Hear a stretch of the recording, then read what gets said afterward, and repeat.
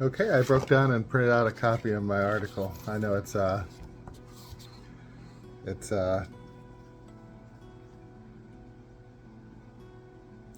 digital article, so you really don't need to print it out. But to continue this analysis, I think it's just easier to be able to, mark something that I see that I remember, right? This scholarship I did 10 years ago, right? And kicked off this movement of more ecological music education scholarship and teaching, and such a wonderful thing that it did that, but it is still 10 years ago.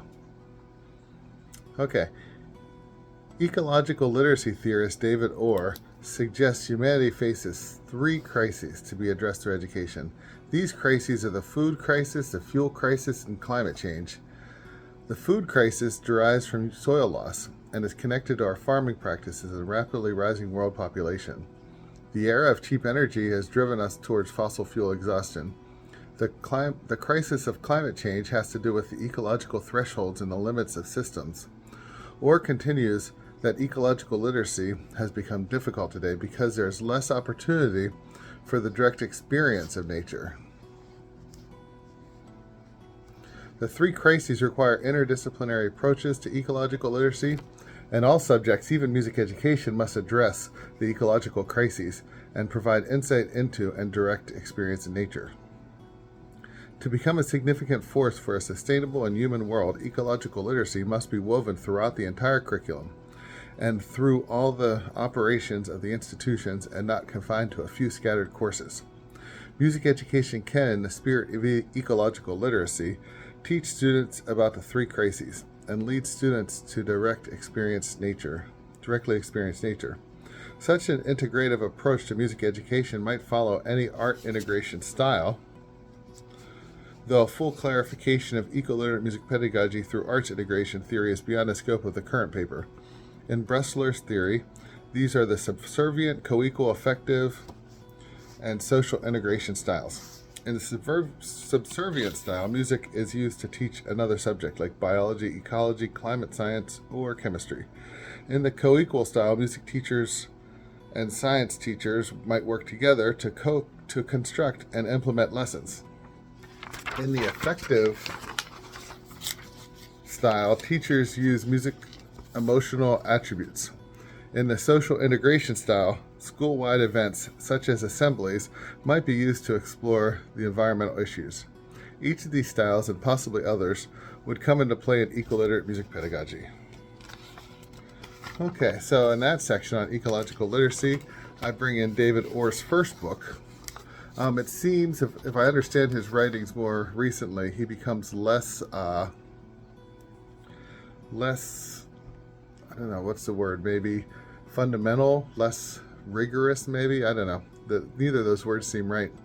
Either way, his ecological literacy seems to soften, be more scientific, more in line with what people are already doing. And for me, then, it seems to become a little bit less effective. Maybe I'm misreading it as well. But yeah, in this one, right, we have the three crises, the food crisis, fuel crisis, and climate change. Right? It still bothers me today that folk try to say that eco-literacy is about climate change. I feel like they just didn't read my work because it's never just been about climate change, right? Right away, I'm mentioning the three crises that were the traditional ones going back to the 1980s, right? Food crisis, fuel crisis, climate change.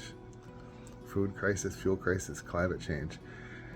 And then I expand that in my book. So if you got to listen to those 5 hours, right? Direct experience of nature is definitely something that I will carry on more of, right? And I start this paper with. As for Bressler's subservient, co-equal, affective, and social integration styles, reviewers sure love that. I still get a reviewer telling me, man, you got to reference this 1995 subservient, co-equal, affective, social integration style thing. And I had to do it here. That was from a reviewer. But they do seem so, I don't know, like Maslowian, hierarchical, right? Subservience, like, oh, that's so bad to be subservient, right? The music teacher is subserving their subject. Music should be their subject. Music, this ideal, this beautiful, glorious thing, music, should never be subserved to biology, ecology, climate science. And that's plainly against the Klein's theory that's used a lot by Janet Barrett in music education, right? The what's that called? Interdisciplinarity, right? Because and maybe I'm just reading into it, right, because of her chosen words, but then co-equal, it's like finally we're equal. Then effective, we really focus in on, and then each one seems to get better, right? They're very hierarchical. And I don't like that at all. So I don't use it in my book, but I also didn't have people ask about it in my book because book publications are a little bit different, right?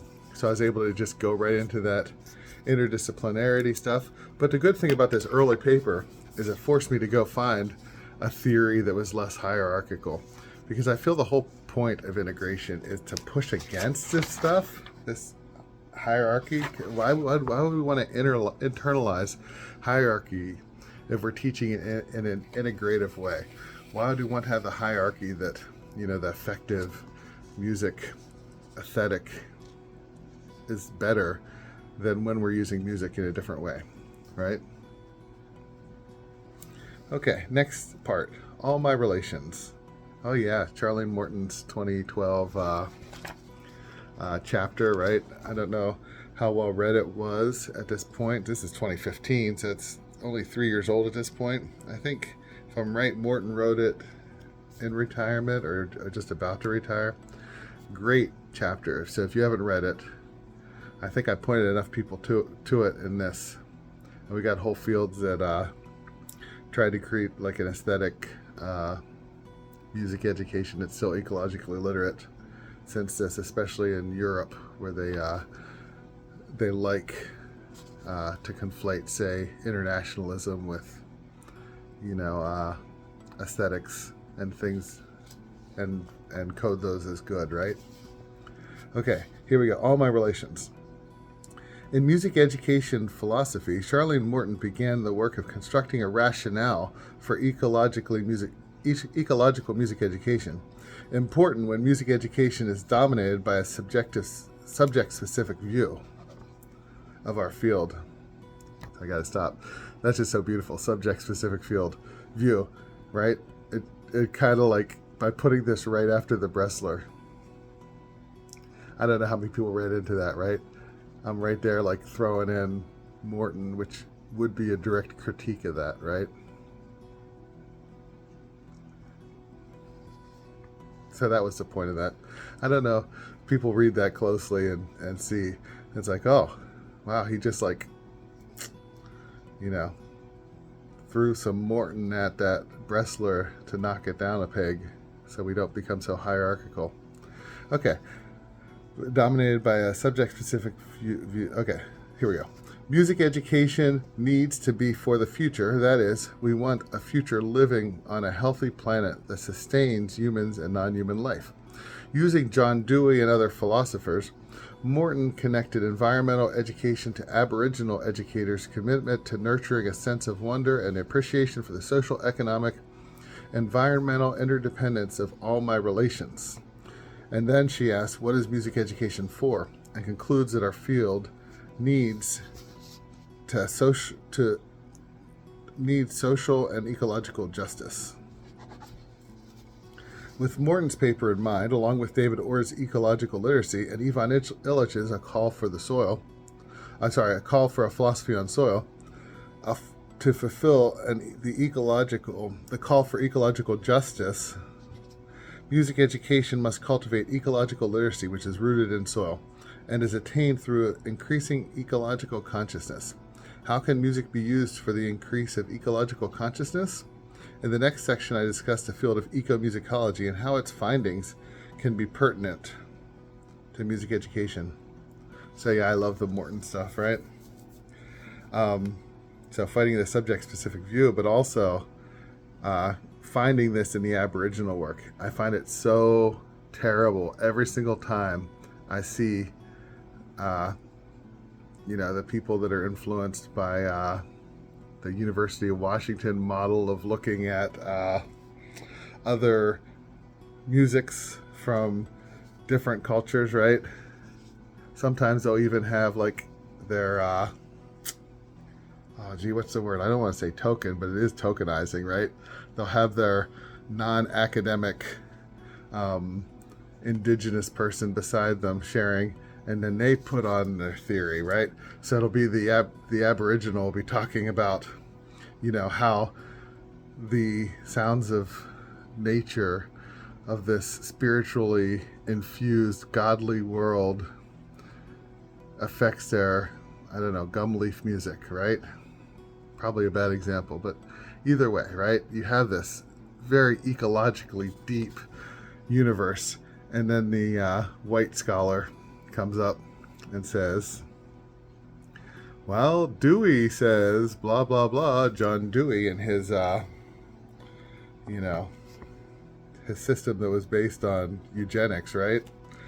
I mean, if you look at the research into that, that's the early 20th century that's still infused, right? And then it's like you just like softened every single ecological message from that. So it's lovely to see Morton actually takes it seriously, right? What is music education for? It does challenge that, right? For all my relations, interdependence. How beautiful, right? All she had to do was reference Vince Bates and she would have been where I was at that point. Okay, and then the next section's on ecomusicology, and I think I'll start right there next time.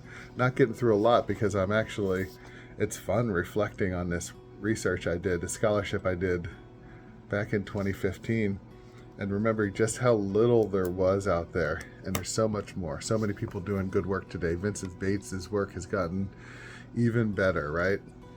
And then Tanya Smith, Gareth Dylan Smith, the European thinkers that are doing the work in this, Katja, I'll forget her last name, Silke Schmidt, Linus Eusterbrock, the South American authors like Attilio, Deniska, and then East Asian thinkers, even Victor Fung, right, with his book, so much natural, right, so much ecological stuff in that, right? Take a look at it. It's there, right? It's embedded in that philosophy. It's really the only our philosophy in the West that has become so ecologically naive. Okay, well, have a great day.